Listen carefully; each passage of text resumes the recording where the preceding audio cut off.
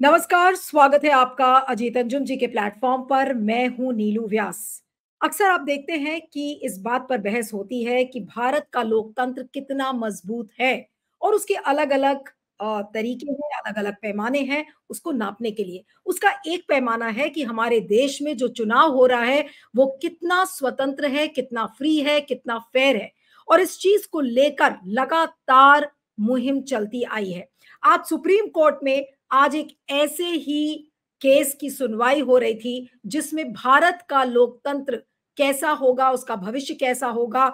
आज उस पिटिशन के जरिए इस बात पर बहस हुई थी। जी हाँ, मैं बात कर रही हूं ईवीएम्स और वीवीपैट को लेकर जो याचिका दाखिल की गई थी, जिसमें यह कहा गया था कि 100% सत्यापन होना चाहिए जो वीवीपैट मशीन्स हैं और ईवीएम्स में, क्योंकि लोगों को डाउट था कि ईवीएम पर जब आप बटन दबाते हैं तो वीवीपैट स्लिप्स को मैनिपुलेट किया जा सकता है। इस बात को लेकर कई लोगों ने, और जिसमें कि एसोसिएशन फॉर डेमोक्रेटिक रिफॉर्म्स है और 2-3 लोग और थे जिन्होंने ये याचिका दायर की और ये कहा कि ईवीएम्स मैनिपुलेट हो सकती हैं, वीवीपैट स्लिप्स को मैनिपुलेट किया जा सकता है। इस वजह से इन याचिकाकर्ताओं का ये कहना था कि इस मैनिपुलेशन को कैसे हम रोक सकते हैं उस पर सोचा जाए और 100% वेरिफिकेशन किया जाए। ये बेसिक डिमांड थी याचिकाकर्ताओं की। और लेकिन जिस तरीके से आज बहस चली, मैंने तो सोचा कि आधे या 1 घंटे में या पौने घंटे में ये बहस खत्म हो जाएगी, लेकिन 2 घंटे चली ये बहस। और इस बेंच पर जो सुनवाई कर रहे थे वो 2 जजेस हैं, जस्टिस दीपांकर गुप्ता और जस्टिस संजीव खन्ना। ये 2 जजेस की बेंच थी जिसने कि इस मामले की सुनवाई की। अगली सुनवाई कंटिन्यू करेगी और 18 अप्रैल को इसमें सुनवाई होगी। लेकिन अगर मोटा-मोटा मैं आपको शुरू में 2-3 अगर मैं समझाऊं कि इस ईवीएम और वीवीपैट के मसले को लेकर ये क्या फैसले की सुनवाई कब हो रही है, ये बहुत इंपॉर्टेंट है। 19 अप्रैल को पहले फेज का चुनाव है। उसके ठीक पहले आपने देखा है कि ईवीएम्स को लेकर एक बड़ा कैंपेन भी खड़ा किया गया कि देखिए ये जो राजीव कुमार का जो आयोग है और वो जिस तरीके की मशीनों का इस्तेमाल कर रहा है उसको टैंपर किया जा सकता है, उसके साथ छेड़छाड़ किया जा सकता है। सिटीजन्स रिपोर्ट, एक सिटीजन्स कमीशन की एक बड़ी रिपोर्ट आई थी जिसने ये बताया कि ईवीएम में छेड़छाड़ की जा सकती है। तो ये तमाम चीजों के बैकड्रॉप में आज ये सुनवाई हुई है। इसलिए ये समझाना आपको जरूरी है कि आज जो ये 2 घंटे जो बहस लंबी चली, उसमें आपको ये बता दें कि अगर आम आदमी के लिए समझना हो तो आज चुनाव आयोग बिल्कुल बैकफुट पर था। वो आज सवालों के जवाब नहीं दे पा रहा था लोगों को कि वो कन्विंस नहीं कर पा रहा था कि वीवीपैट और ईवीएम्स की 100% वेरिफिकेशन क्यों होनी चाहिए, इसको लेकर वो लोगों को कन्विंस नहीं कर पा रहा था। ईसीआई विफल रहा अपनी चीजों को समझाने में। जजेस आलोचना कर रहे थे, इलेक्शन कमीशन यानी कि चुनाव आयोग की भी उन्होंने आलोचना की, लेकिन वो श्योर नहीं थे। इसलिए आज की सुनवाई में मैं यही कहूंगी कि शायद वो थोड़ा उदासीन नजर आ रहे थे, लेकिन वो फिर भी अपने सारे फैक्ट्स को चेक करने की कोशिश कर रहे थे। मैं आपको बताऊंगी कि अभी आज सुनवाई में किसने क्या कहा, उसके क्या मायने हैं, लेकिन आपको मोटा मोटा समझाती हूं कि ईसीआई आज बैकफुट पर था और ईसीआई की लगातार यानी कि चुनाव आयोग की लगातार आलोचना हो रही थी। वो अपने आप विफल रहे वो चीजों को समझाने में।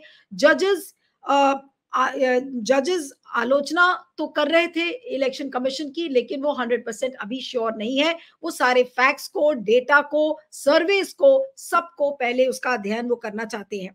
तो आज भारत का जो लोकतंत्र है वो आज शायद इस सुनवाई पर टिका हुआ है कि हमारा लोकतंत्र कितना जिंदा रहेगा, क्योंकि जो चुनावी लोकतंत्र है वो बहुत मजबूत होना चाहिए, वो भी 2024 के चुनाव के पहले।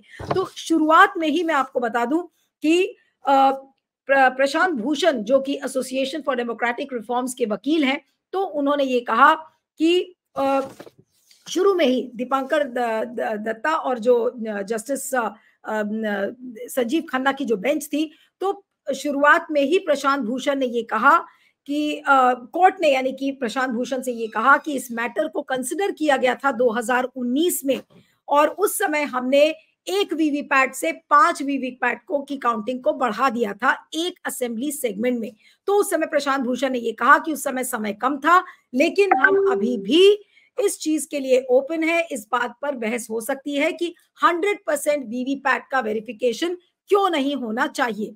अब प्रशांत भूषण ने क्या बातें कही है वो थोड़ा-सा महत्वपूर्ण है। उन्होंने ये कहा कि हम कतई नहीं कह रहे हैं कि ईवीएम्स को मैनिपुलेट किया गया है। मैं तो ये कह रहा हूँ कि ईवीएम्स को और वीवीपैट को मैनिपुलेट किया जा सकता है। और उसके बाद उन्होंने तर्क दिया है कि इसमें प्रोग्रामेबल चिप्स हैं और इसमें अगर कोई उल्टा-सीधा प्रोग्राम अगर डाल दिया जाएगा, तो फिर उसके साथ आसानी से छेड़छाड़ हो सकती है। इस बात को उन्होंने रखा और 3 कोर्ट को सुझाव भी दिए। सुझाव क्या दिए ये बहुत इंपॉर्टेंट है। पहला, go back to the ballot papers, यानी कि एक ऑप्शन ये हो सकता है कि हम चुनाव बैलेट पेपर से करवाएं। दूसरा जो सुझाव प्रशांत भूषण ने दिया, उन्होंने कहा कि या तो आप वोटर को अलाउ करिए, उनको अनुमति दीजिए कि वो फिजिक जो वीवीपैट स्लिप्स हैं उनको निकाल कर वो डिपॉजिट करे एक बैलेट बॉक्स में और फिर उन स्लिप्स की गिनती हो। ये दूसरा सुझाव दिया। और तीसरा ये था कि जो एक ग्लास बॉक्स बनाया गया था, जो ट्रांसपेरेंट ग्लास बॉक्स होता था, लेकिन 2017 में उसको काले कलर में रंग दिया गया। तो उन्होंने कहा कि उस ग्लास को ट्रांसपेरेंट बनाया जाए ताकि वीवीपैट स्लिप्स की काउंटिंग हो सके। तो अब 3 सुझाव प्रशांत भूषण की तरफ से आए हैं। और साथ में उन्होंने ये भी कहा कि अगर कोई मिसमैच वीवीपैट और ईवीएम में होता है, तो फिर वीवीपैट की जो गिनती होगी वीवीपैट स्लिप्स की, उसको मान्य रखा जाए इन उस पर्टिकुलर पोलिंग स्टेशन में। यानी कि उनका कहना है कि अगर एक पोलिंग स्टेशन में अगर वीवीपैट और ईवीएम में कोई मिसमैच नजर आता है, तो वीवीपैट को मान्य किया जाए उस पर्टिकुलर पोलिंग स्टेशन में। प्रशांत भूषण ने जर्मनी का तर्क दिया कि देखिए जर्मनी ऐसा देश है जहां पर बैलेट पेपर से चुनाव होते हैं। तो उस पर जो जजेस थे, जस्टिस खन्ना ने कहा कि देखिए जर्मनी की क्या पॉपुलेशन है, तो उन्होंने तुरंत बताया कि उनकी तो पॉपुलेशन 5 से 6 करोड़ है और भारत का अगर आप कंपैरिजन करें तो भारत में 98 करोड़ एलिजिबल वोटर्स हैं, यानी कि जो वोटर्स की संख्या है वो भारत में बहुत ज्यादा है। तो फिर प्रशांत भूषण ने कहा और उस पर जस्टिस खन्ना ने यह भी कहा कि आप याद करिए वो दिन जब बैलेट पेपर्स से बूथ कैप्चरिंग होती थी।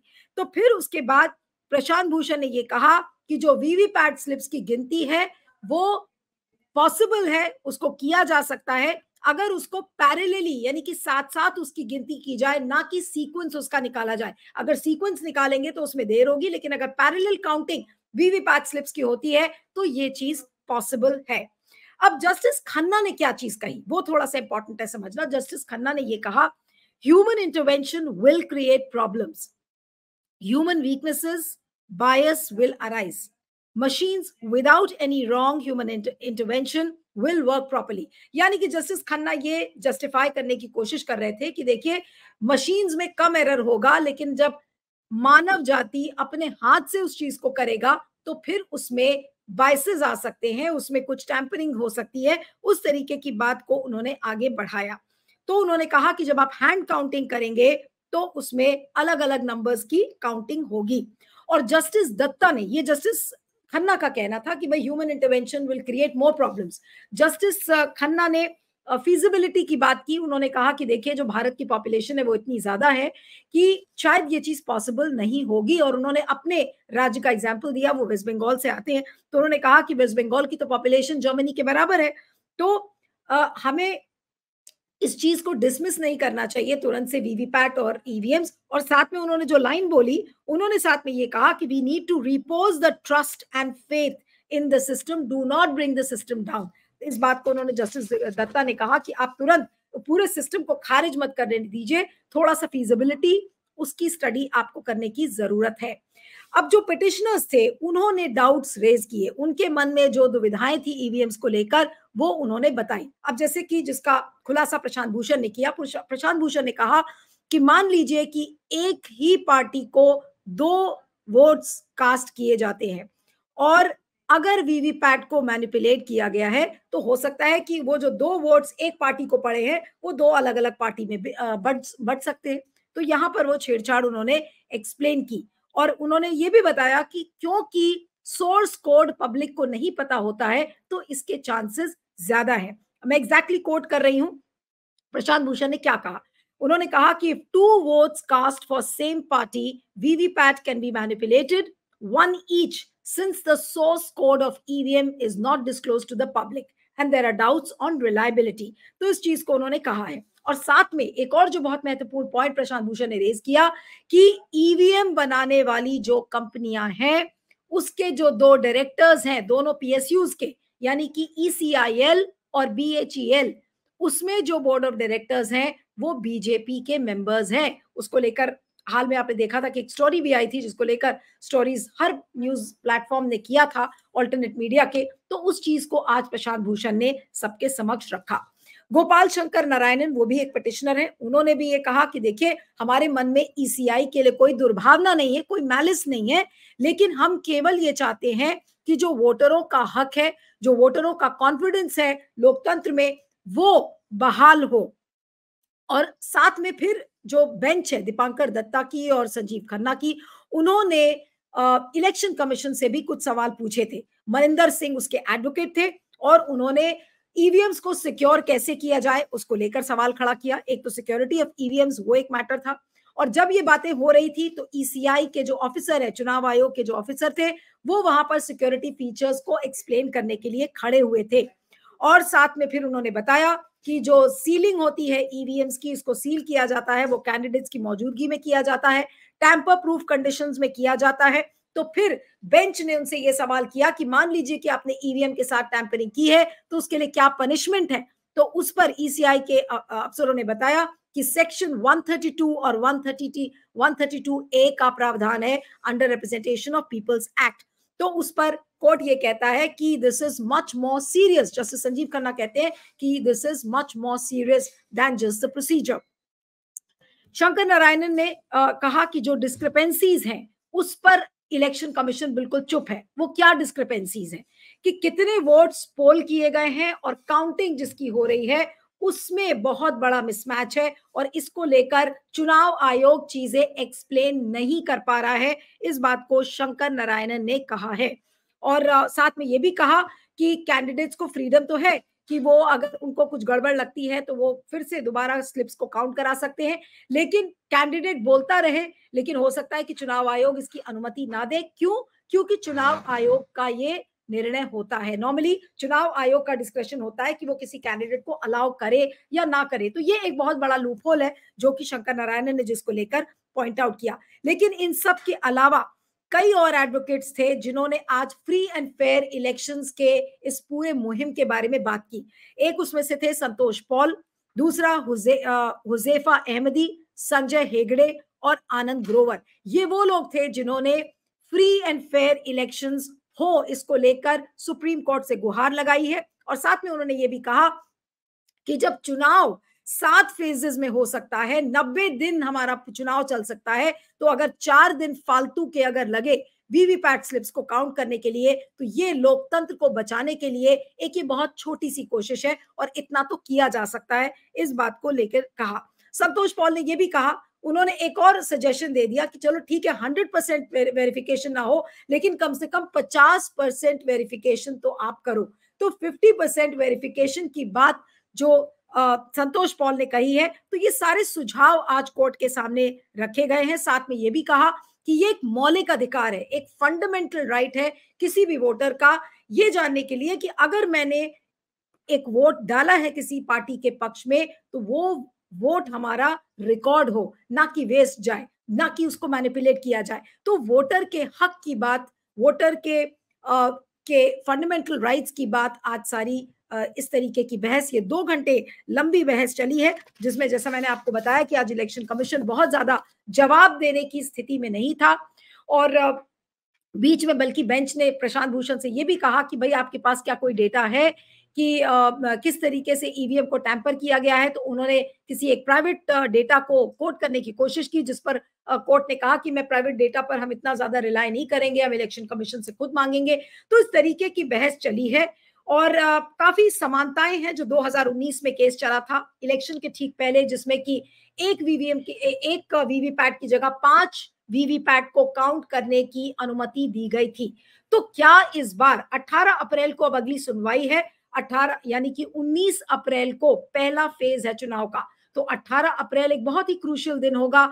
देखना होगा कि सुप्रीम कोर्ट क्या किसी कंक्लूजन पर आ सकता है, क्या किसी निर्णायक मोड़ पर ये पूरा जो केस है ये जा सकता है। और अगर जाएगा तो वाकई में वो एक बड़ा टर्निंग पॉइंट होगा, क्योंकि इसमें लोकतंत्र की बहाली, free and fair elections, voter का भरोसा हमारे चुनावी प्रक्रिया में, ये सारी चीजें बहाल होंगी अगर आज वीवीपैट के 100% वेरिफिकेशन के लिए कोर्ट मानेगा या नहीं मानेगा, ये तो मुझे पता नहीं है, क्योंकि बार बार जिस तरीके से जस्टिस दीपांकर गुप्ता और जस्टिस संजीव खन्ना फीजिबिलिटी की बात कर रहे थे, तो 100% वेरिफिकेशन तो मुझे नहीं पता है, लेकिन हो सकता है कि कोर्ट 50% वेरिफिकेशन के लिए मान जाएगा।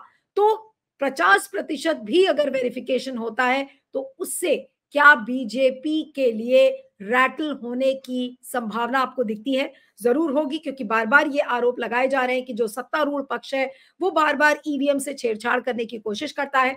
प्रधानमंत्री नरेंद्र मोदी अपने इंटरव्यूज में भी इस चीज को कह चुके हैं कि देखिए, जब विपक्ष जीतता है तो उसके लिए ईवीएम नहीं इशू होता, लेकिन अगर विपक्ष हार जाता है तो उसके लिए ईवीएम एक इशू बन जाता है।